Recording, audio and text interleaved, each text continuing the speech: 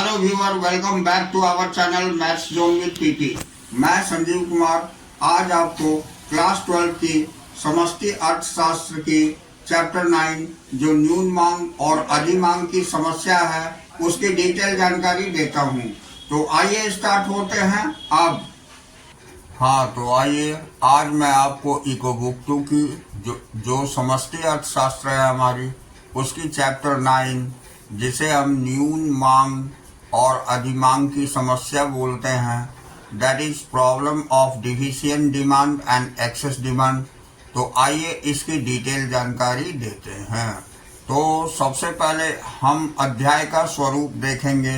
तो अध्याय के स्वरूप के अंतर्गत पहली टॉपिक जो हमारी होगी वो कुछ महत्वपूर्ण अवधारणाएं हैं, जिसके अंतर्गत निम्न पॉइंट होंगे। जिसमें पहला पॉइंट पूर्ण रोजगार संतुलन तथा अल्प रोजगार संतुलन है। दूसरा पॉइंट ऐच्छिक और अनैच्छिक बेरोजगारी है। तीसरा पॉइंट पूर्ण रोजगार तथा प्राकृतिक बेरोजगारी है। तो ये हम पहली टॉपिक के अंतर्गत पढ़ेंगे। अब हम दूसरी टॉपिक में आते हैं जो हमारी न्यून मांग की समस्या है। इसके अंतर्गत फर्स्ट पॉइंट न्यून मांग की अवधारणा, सेकंड पॉइंट न्यून मांग का माप रेखा चित्रीय उदाहरण है। तीसरा पॉइंट न्यून समग्र मांग एडी के कारण है। चौथा न्यून समग्र मांग एडी के परिणाम पढ़ेंगे और इसी के अंतर्गत अल्प रोजगार संतुलन, अवस्फीतिक अंतराल, अवांछित स्टॉक और लाभों की हानि, ये सारे पॉइंट्स हम पढ़ेंगे। अब तीसरी टॉपिक जो अधिमांग की समस्या है, इसके अंतर्गत हम पहली पॉइंट अधिमांग की अवधारणा, दूसरी पॉइंट अधिमांग का माप रेखा चित्रीय उदाहरण, तीसरा पॉइंट अधिसमग्र मांग एडी के कारण और चौथा पॉइंट अधिसमग्र मांग एडी के परिणाम। और इसके अंतर्गत स्फीतिक अंतराल, स्थिर जीडीपी, अधिमांग तथा मजदूरी कीमत जाल और लाभ की हानि। और नेक्स्ट पॉइंट स्फीतिक अंतराल बनाम अवस्फीतिक अंतराल की जानकारी लेंगे। अब आइए चौथी टॉपिक जो होगी न्यून तथा अधिमांग को ठीक करने के उपाय, राजकोषीय तथा मौद्रिक नीतियां देखेंगे। इसके अंतर्गत पहली पॉइंट राजकोषीय नीति, राजकोषीय उपाय पढ़ेंगे और इसके अंतर्गत राजकोषीय नीति के घटक और इसके प्रयोग करने की विधि। नेक्स्ट पॉइंट मौद्रिक नीति यानी मौद्रिक उपाय, इसके अंतर्गत अधिमांग की स्थिति को ठीक करने के लिए मौद्रिक उपकरणों का प्रयोग करेंगे और उसके अंतर्गत न्यून मांग को ठीक करने के लिए मौद्रिक उपकरणों का प्रयोग। और अगली पॉइंट मौद्रिक नीति बनाम राजकोषीय नीति की जानकारी ले। तो ये तो हमारी थी। आपको इस चैप्टर के अंतर्गत हम किस किस टॉपिक और किस किस पॉइंट्स की जानकारी लेंगे ये। अब आइए हम चैप्टर स्टार्ट करते हैं। तो देखिए पहली टॉपिक है हमारी कुछ महत्वपूर्ण अवधारणाएं, जिसे हम सम क्रिटिकल कंसेप्ट्स बोलते हैं। तो इससे पहले कि हम न्यून मांग तथा अधिमांग की समस्या का विस्तृत अध्ययन करें, कुछ अवधारणाओं को जानना आवश्यक है। ये अवधारणाएं हैं पूर्ण रोजगार तथा अल्प रोजगार संतुलन, ऐच्छिक तथा अनैच्छिक बेरोजगारी तथा पूर्ण रोजगार तथा प्राकृतिक बेरोजगारी। तो इसमें हम पहली पॉइंट में आते हैं पूर्ण रोजगार संतुलन तथा अल्प रोजगार संतुलन, जिसे हम full employment equilibrium and under employment equilibrium कहते हैं। तो आइए इसकी जानकारी लेते हैं। तो इसमें हम देखेंगे पहली पॉइंट है अर्थव्यवस्था में संतुलन तब होता है जब एडी बराबर एएस तथा एस बराबर आई, परंतु यह आवश्यक नहीं है कि अर्थव्यवस्था में संतुलन की स्थिति सदैव पूर्ण रोजगार की स्थिति के अनुरूप हो, यानी जब संसाधन का पूर्ण उपयोग किया जाता है। एडी तथा एएस तब भी बराबर हो सकते हैं जब संसाधनों का पूर्ण उपयोग नहीं किया जाता या जब अर्थव्यवस्था में बेरोजगारी हो। जैसे उदाहरण हम देख लेते हैं। तो मान लीजिए कि एक लेखा वर्ष के दौरान संसाधनों का पूर्ण उपयोग 10 बिलियन US डॉलर के मूल्य का उत्पादन अर्जित करता है। परंतु उत्पादकों द्वारा उत्पादन की योजना तथा परिवारों द्वारा उत्पादन का व्यय करने की योजना केवल 8 बिलियन यूएस डॉलर के मूल्य की हो सकती है। अतः उत्पादन के 2 बिलियन यूएस डॉलर के संसाधन बिना उपयोग किए रह जाते हैं, परंतु संतुलन प्राप्त होता है क्योंकि नियोजित उत्पादन एएस तथा उत्पादन पर नियोजित व्यय एडी बराबर है, यानी बराबर 8 बिलियन यूएस डॉलर। अतः हम संतुलन की दो संभव स्थितियों के बारे में विचार कर सकते हैं। तो यहाँ हम पहला देखते हैं पूर्ण रोजगार संतुलन, जिसे फुल एम्प्लॉयमेंट इक्विलिब्रियम कहते हैं। तो इसके अंतर्गत हम देखेंगे पूर्ण रोजगार संतुलन से अभिप्राय अर्थव्यवस्था की उस स्थिति से है जब संसाधनों का पूर्ण उपयोग के साथ एएस बराबर एडी अथवा एस बराबर आई होता है। अतः अर्थव्यवस्था में कोई अतिरिक्त क्षमता या बेरोजगारी नहीं होती है। उपरोक्त उदाहरण के संदर्भ में पूर्ण रोजगार संतुलन तब होता है जब नियोजित एएस बराबर नियोजित एडी बराबर 10 बिलियन यूएस डॉलर है। अब दूसरा हम देखते हैं अल्प रोजगार संतुलन, जिसे हम अंडर एम्प्लॉयमेंट इक्विलिब्रियम कहते हैं। तो अल्प रोजगार संतुलन से अभिप्राय अर्थव्यवस्था की उस स्थिति से है जब संसाधनों के पूर्ण उपयोग के बिना एएस बराबर एडी तथा एस बराबर आई होता है। तदनुसार संतुलन की स्थिति में भी अर्थव्यवस्था में अप्रयुक्त क्षमता या अतिरिक्त क्षमता या बेरोजगारी होती है। अब जैसे कि हम उदाहरण में देखेंगे, उदाहरण में है कि उपरोक्त उदाहरण के संदर्भ में अल्प रोजगार संतुलन तब प्राप्त होता है जब नियोजित आय एएस बराबर नियोजित व्यय एडी यानी कि 8 बिलियन यूएस डॉलर है। अब अगली पॉइंट हम देखेंगे ऐच्छिक तथा अनैच्छिक बेरोजगारी, जिसे हम वॉलंटरी एंड इनवॉलंटरी अनएम्प्लॉयमेंट बोलते हैं। तो आइए इसे डिटेल से जानते हैं। तो ऐच्छिक बेरोजगारी से अभिप्राय ऐसी स्थिति से है जब लोग रोजगार के उपलब्ध होने पर भी बेरोजगार रहने का चयन करते हैं। वे लोग न तो काम करने के इच्छुक होते हैं और न ही प्रचलित मजदूरी दर पर काम करने के लिए तैयार होते हैं। अब हम आगे देखते हैं। अगली पॉइंट है हमारी अनैच्छिक बेरोजगारी से अभिप्राय ऐसी स्थिति से है जिसमें कुछ लोग प्रचलित मजदूरी दर पर काम करने के लिए तैयार तो होते हैं परंतु उन्हें काम नहीं मिलता है। यह वह स्थिति है जब समग्र मांग विद्यमान उत्पादन क्षमता का पूर्ण प्रयोग करने में सक्षम नहीं होती है। तदनुसार नियोजित उत्पादन यानी प्लान्ड आउटपुट संभावित उत्पादन पूर्ण रोजगार उत्पादन से कम होता है। अर्थव्यवस्था में अतिरिक्त क्षमता एक्सेस कैपेसिटी होती है तथा कुछ लोग बेरोजगार रहने के लिए बाध्य होते हैं। अब नेक्स्ट पॉइंट है, इसी के अंतर्गत बेरोजगारी की समस्या से अभिप्राय अनैच्छिक बेरोजगारी की समस्या से है, न कि ऐच्छिक बेरोजगारी की समस्या से।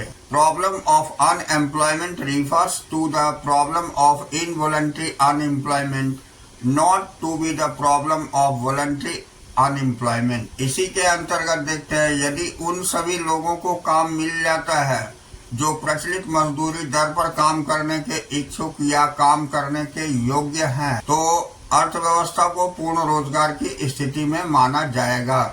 बेशक अर्थव्यवस्था में ऐच्छिक बेरोजगारी होती है। अब हम अगली टॉपिक पूर्ण रोजगार तथा प्राकृतिक बेरोजगारी, जिसे हम फुल एम्प्लॉयमेंट तथा नेचुरल अनएम्प्लॉयमेंट कहते हैं, तो आइए इसकी डिटेल जानकारी प्राप्त करते हैं। तो इसमें पहली पॉइंट है, पूर्ण रोजगार यानी फुल एम्प्लॉयमेंट से अभिप्राय ऐसी स्थिति से है जिसमें उन सभी लोगों को काम मिल जाता है जो काम करने के योग्य तथा काम करने के लिए तैयार यानी प्रचलित मजदूरी दर पर हैं। अब जैसे कि यह वह स्थिति है जब एक दी हुई मजदूरी दर के अनुरूप श्रम के लिए मांग D1 बराबर श्रम की पूर्ति S1 तथा श्रम बाजार में संतुलन होता है।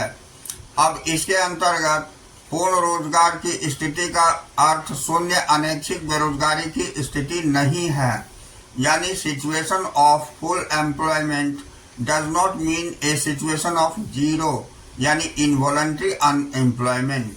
तो आइए इसकी भी जानकारी लेते हैं। इसमें पहली पॉइंट है, अर्थव्यवस्था के विद्यार्थी यह अवश्य ध्यान दें कि एक अर्थव्यवस्था में पूर्ण रोजगार की स्थिति का अर्थ शून्य यानी अनैच्छिक बेरोजगारी, जीरो इनवॉलंटरी की स्थिति में कभी भी नहीं है।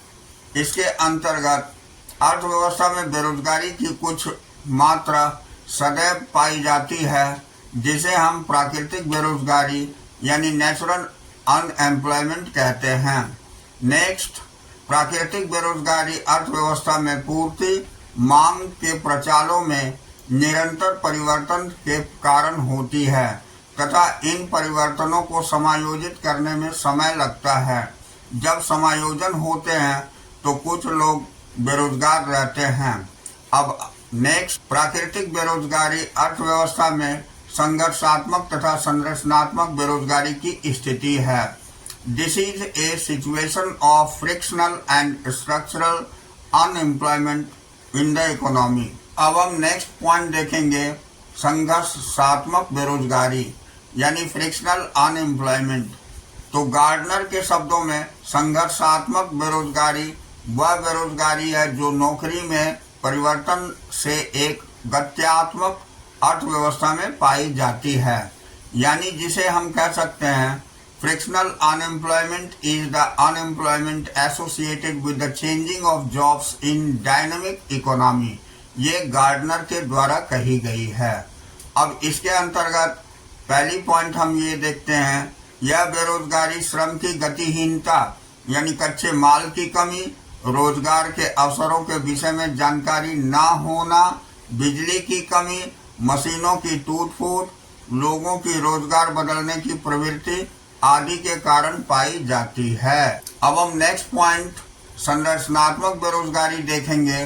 तो संरचनात्मक बेरोजगारी यानी स्ट्रक्चरल अनएम्प्लॉयमेंट, गार्डनर के अनुसार संरचनात्मक बेरोजगारी वह बेरोजगारी है जो कुछ उद्योगों के दीर्घकालीन ह्रास के कारण होती है, यानी structural unemployment is the unemployment that results from the long-term decline of certain industries।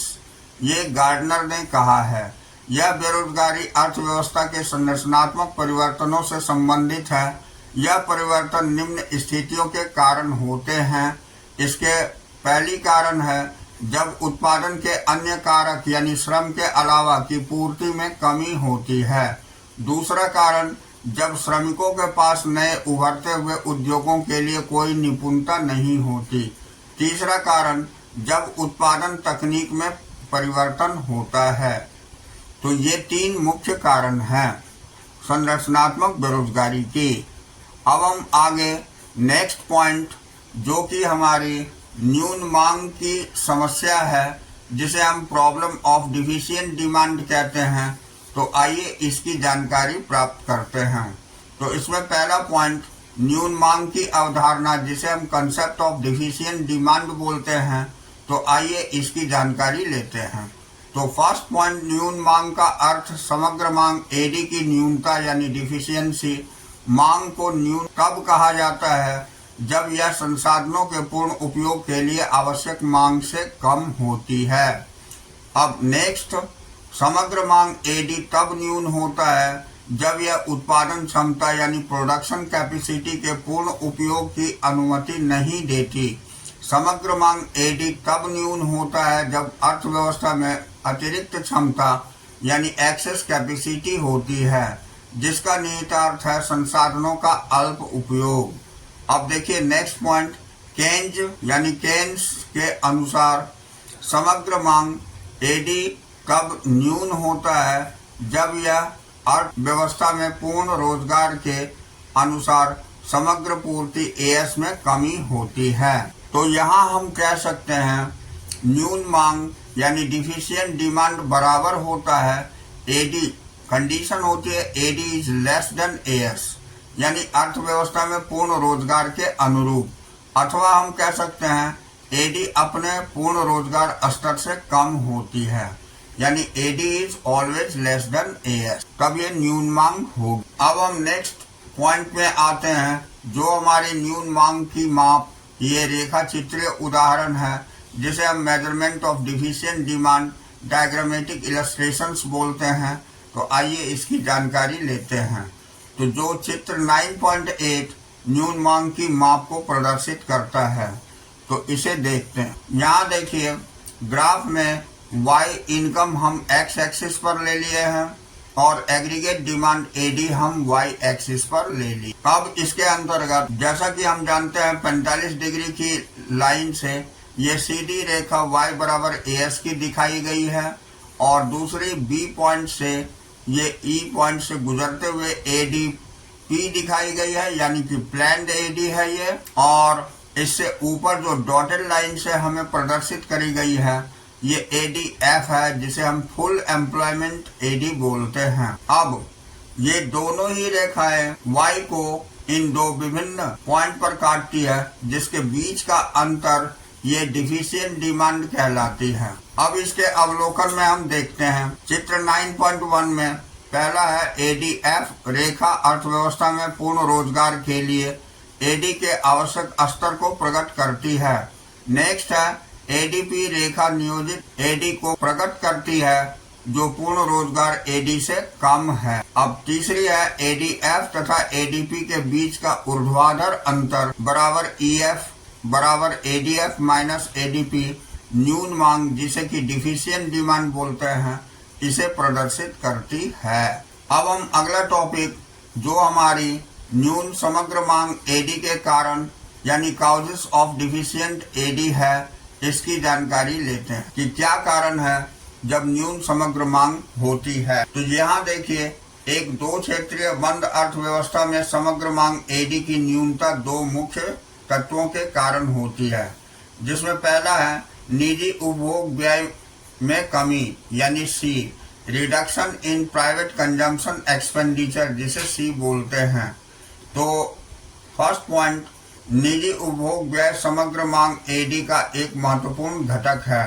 Next, निजी उपभोग व्यय में कमी समग्र मांग में गंभीर अभाव तथा न्यूनता ला देती है। निजी उपभोग व्यय कई कारणों से कम हो सकता है। अब अगला पॉइंट, परंतु सबसे महत्वपूर्ण कारण उपभोग प्रवृत्ति में कमी अथवा बचत प्रवृत्ति में वृद्धि है। विकसित अर्थव्यवस्थाओं में सीमांत बचत प्रवृत्ति MPS में वृद्धि की प्रवृत्ति पाई जाती है जब उपभोग अपने उच्चतम यानी पीक स्तर पर होता है। अब हम अगली पॉइंट देखते हैं जो निजी निवेश व्यय में कमी यानी कि I होती है, जिसे हम reduction of private investment expenditure I से जानते हैं। तो इसके अंतर्गत फर्स्ट पॉइंट, निजी निवेश व्यय समग्र मांग का एक अन्य महत्वपूर्ण घटक है। इसमें निम्न व्यवसाय आशंकाओं यानी पुअर बेसिस एक्सपेक्टेशन के कारण कमी हो सकती है। अब नेक्स्ट है, यह वर्ष 2019-20 में कोविड के दौरान विश्व के सभी बाजार अर्थव्यवस्थाओं यानी मार्केट इकोनॉमीज में हुआ था। अब एक 4 क्षेत्रीय खुली अर्थव्यवस्था में निम्नलिखित तत्व मांग की न्यूनता का कारण बन सकते हैं। पहला है इसमें सरकारी व्यय में कमी, जिसे G से रिप्रेजेंट करते हैं। तो reduction in government expenditure G। तो आइए इसकी जानकारी लेते हैं। तो सरकार अपने उपभोग व्यय तथा निवेश व्यय में कटौती कर सकती है। ऐसी सरकार की बजटीय सीमा यानी बजटरी कॉन्स्टेंट के कारण हो सकता है। अब दूसरा पॉइंट, सरकारी उपभोग व्यय तथा निवेश व्यय में कटौती के कारण AD में कटौती होती है। अब अगली पॉइंट है निर्यातों में कमी यानी X, डिक्लाइन इन एक्सपोर्ट, जिसे X से रिप्रेजेंट करते हैं। तो इसमें देखते हैं, हम जानते हैं कि निर्यात समग्र मांग का एक महत्वपूर्ण घटक है, यानी निर्यातों में कमी का अर्थ है घरेलू उत्पादित वस्तुओं एवं सेवाओं पर किए गए व्यय में कमी होना। इसके कारण समग्र मांग में कमी होती है। अगली पॉइंट है हमारी आयातों में वृद्धि, जिसे M से रिप्रेजेंट करते हैं। तो राइज इन इम्पोर्ट यानी M। तो आयातों में वृद्धि तब हो सकती है जब घरेलू कीमतों की तुलना में अंतर्राष्ट्रीय कीमतें कम हो, यानी आयात समग्र मांग की ऋणात्मक घटक होता है। तदनुसार आयातों में वृद्धि के कारण समग्र मांग में कमी होती है। अब अगली पॉइंट है कर दरों में वृद्धि यानी इंक्रीज इन टैक्स रेट्स। तो इसमें हम देखते हैं कर दरों में वृद्धि से लोगों की प्रायोज्य आय डिस्पोजेबल इनकम कम रह जाती है। यह उनकी व्यय करने की क्षमता को कम करता है। बेशक उनकी व्यय करने की प्रवृत्ति पहले जितना ही क्यों न हो। कम प्रायोज्य आय का अर्थ है समग्र मांग का निम्न स्तर। अब आइए हम संक्षेप में देखते हैं। तो संक्षेप में हम कह सकते हैं कि न्यून मांग वह स्थिति है जब नियोजित समग्र मांग अपने पूर्ण रोजगार स्तर से कम होती है। इसे समग्र मांग फलन के नीचे की ओर खिसकाव द्वारा प्रकट किया जाता है। इसके संभव कारण, पहली कारण सी में कमी होना, दूसरा कारण आई में कमी होना, तीसरा कारण जी में कमी होना, चौथा कारण एक्स में कमी होना, पांचवा कारण एम में कमी होना तथा छठा कारण करों में वृद्धि होना। तो ये 6 मुख्य कारण हैं। अब हम अगली पॉइंट देखते हैं जो हमारी न्यून समग्र मांग एडी के परिणाम अर्थव्यवस्था की 4 महत्वपूर्ण स्थितियां हैं, यानी consequences of deficient AD for critical situations in economy. तो आइए इसकी डिटेल जानकारी प्राप्त करते हैं। तो न्यून समग्र मांग एडी के कारण अर्थव्यवस्था में 4 महत्वपूर्ण स्थितियां उत्पन्न होती है जो आगे दी हुई है। इसमें पहला है अल्प रोजगार संतुलन, अंडर एम्प्लॉयमेंट इक्विलिब्रियम। तो इसमें देखते हैं पहली पॉइंट, न्यून मांग के कारण अल्प रोजगार संतुलन होता है। दूसरा पॉइंट, एडी की न्यूनता के कारण उत्पादक अपने संसाधनों यानी उत्पादन क्षमता का पूर्ण उपयोग करने में सक्षम नहीं होते हैं। नियोजित यानी कि प्लान्ड उत्पादन, संभावित यानी पोटेंशियल उत्पादन, ये संसाधनों के पूर्ण उपयोग के अनुरूप उत्पादन से कम होता है। तदनुसार हम कह सकते हैं अर्थव्यवस्था में अल्प रोजगार संतुलन प्राप्त होता है। इस स्थिति में एएस तथा एडी के बीच संतुलन जीडीपी के निम्न स्तर पर प्राप्त होता है जो पूर्ण रोजगार स्तर से कम होता है। अब यहाँ देखिए ये ग्राफिकल रिप्रेजेंटेशन दिखाई गई है ये अल्प रोजगार संतुलन की, तो जिसमें कि हमने एक्स एक्सिस पर इनकम और वाई एक्सिस पर एग्रीगेट डिमांड को ही रखा है। इसमें हम जानते हैं कि वाई की रेखा 45 डिग्री की एंगल पर जाती है जो एएस के बराबर होती है और दूसरी रेखा बी से क्यू से पास होते हुए ये एडीपी है जिसे हम प्लान्ड एडी बोलते हैं, और ऊपर तीसरी डॉटेड लाइन जो जी से होते हुए पास करती है ये एडीएफ यानी कि फुल एम्प्लॉयमेंट एडी है। अब इसके बीच का अंतर यहाँ डिफिशिएंट डिमांड दिखाया गया है और जो ये एडीपी है, एडीपी रेखा आपको वाई रेखा को क्यू बिंदु पर काटती है जिसे हम point of under employment equilibrium बोलते हैं, और यहाँ पर ये एन जो इनकम एन को रिप्रेजेंट करते हैं वो अंडर एम्प्लॉयमेंट इक्विलिब्रियम जीडीपी को रिप्रेजेंट करती है, और यहाँ एम पॉइंट जो है ये भी इनकम की रेखा पर ही दिखाई जाती है जो कि यहाँ एफ पॉइंट को दिखाई गई है। ये फुल एम्प्लॉयमेंट इक्विलिब्रियम जीडीपी को प्रदर्शित करती है। तो आइए अब हम अवलोकन देखते हैं। तो चित्र 9.2 में पहली पॉइंट है न्यून मांग बराबर ईएफ है। ये ईएफ न्यून मांग है जिसे हम डिफिशिएंट डिमांड कहते हैं के आवश्यक स्तर को प्रकट करती है। दूसरी पॉइंट है मांग की न्यूनता के कारण संतुलन बिंदु क्यू पर प्राप्त होता है जहां एडीपी रेखा 45 डिग्री एएस की रेखा को काटती है। यह अल्प रोजगार संतुलन है जिसे हम point of under employment equilibrium बोलते हैं। अब यहाँ पर अगली पॉइंट संतुलन जीडीपी अल्प रोजगार संतुलन के अनुरूप बराबर ON है जो कि यहाँ दिखाई गई है ये ON जिसको हम अंडर एम्प्लॉयमेंट इक्विलिब्रियम जीडीपी बोलते हैं। तो यहाँ देखिए ये ON दिखाया गया है अल्प रोजगार संतुलन, ये लेस देन होता है OM जो कि पूर्ण रोजगार संतुलन है, यानी GDP is less then GDP या संभावित जीडीपी, ये संभावित जीडीपी से कम होती है। इसे ही प्रदर्शित किया गया है। अब देखिए अगली टॉपिक हम देखते हैं अविस्फीतिक अंतराल, जिसे डिफ्लेशनरी गैप बोलते हैं। अब देखिए, अब अगली पॉइंट हम अविस्फीतिक अंतराल जिसे डिफ्लेशनरी गैप बोलते हैं, तो इसकी जानकारी प्राप्त करते हैं। तो इसमें मांग की न्यूनता के कारण अर्थव्यवस्था में अविस्फीतिक अंतराल डिफ्लेशनरी गैप उत्पन्न होती है। यह वह स्थिति है जब मांग के अभाव के कारण अर्थव्यवस्था में अविस्फीतिकारी दबाव उत्पन्न होते हैं। निवेश की प्रेरणा यानी इंड्यूसमेंट ऑफ इन्वेस्टमेंट को हानि पहुंचती है। कम निवेश के कारण कम उत्पादन होता है। इसका अर्थ है कम आय और एक बार फिर से कम मांग। अर्थव्यवस्था अविस्फीतिक जाल यानी डिफ्लेशनरी स्पाइरल या निम्न स्तरीय संतुलन जाल, लो लेवल इक्विलिब्रियम ट्रैप की ओर चली जाती है।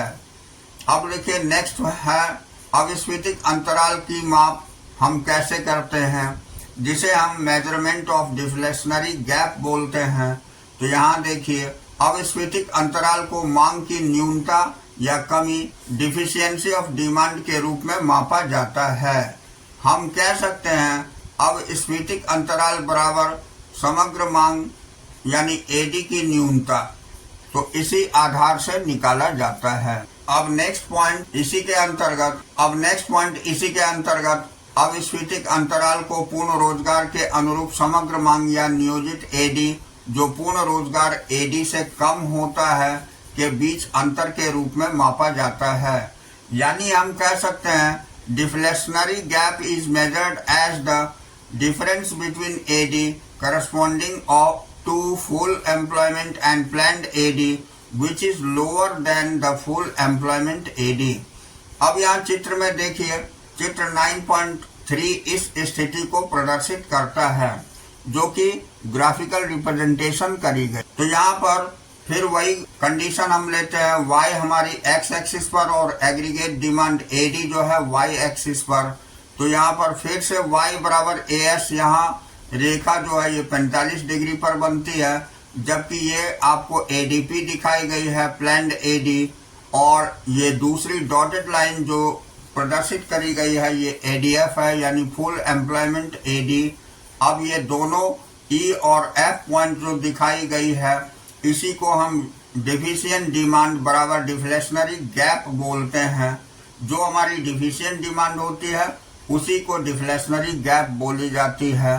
तो यहाँ हमारी चित्र में दिखाई गई है अवलोकन के अंतर्गत अविस्फीतिक अंतराल बराबर न्यून मांग, यानी ये ईएफ को प्रदर्शित करती है। अब हम अगली पॉइंट देखते हैं। यहाँ अवांछित स्टॉक है, जिसे अनडिजायर्ड स्टॉक बोलते हैं। तो इसके अंतर्गत निम्न एडी की स्थिति में उत्पादक वे सभी वस्तुएं बेचने में सक्षम नहीं होते हैं जो वे बेचने की योजना बनाते हैं या वे बेचने के लिए तैयार होते हैं। तदनुसार अवांछित स्टॉक इकट्ठा हो जाता है। अब अगला पॉइंट, अवांछित स्टॉक की समाप्ति के कारण प्रायः कीमतों में गिरावट। पहली पॉइंट है कीमतों में गिरावट, तथा दूसरा है आगे के वर्ष के लिए नियोजित उत्पादन में गिरावट आती है, और तीसरा है ये दोनों कारक अर्थव्यवस्था में अविस्फीतिक जाल को बढ़ाते हैं। तो ये हमारी आज की टॉपिक एंड पॉइंट्स थे। अब अगले दिन हम अगली टॉपिक इसी चैप्टर 9 की लेकर चलेंगे। तो that's all for today. We will meet again on the next class.